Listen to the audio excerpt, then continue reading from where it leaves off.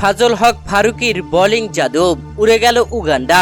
183 run target দিয়ে 125 রানে জিতল আফগানিস্তান। দর্শক, বিশ্বকাপের পঞ্চম ম্যাচে উগান্ডার বিপক্ষে খেলতে নামে আফগানিস্তান। বাংলাদেশ সময় আজ সকালে শুরু হওয়া এই ম্যাচে আগে ব্যাট করতে নামে আফগানিস্তান।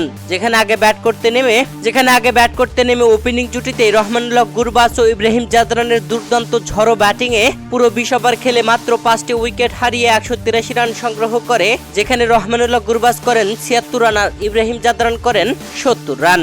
এই দুই ব্যাটারের তাণ্ডব ব্যাটিংয়েই উগান্ডাকে 184 রানের টার্গেট দেয়।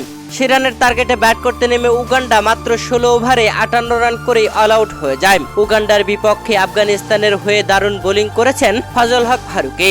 4 ওভার বল করে মাত্র 9 রান দিয়ে 5টি উইকেট তুলে নিয়েছেন, চমকে দিয়েছেন সবাইকে।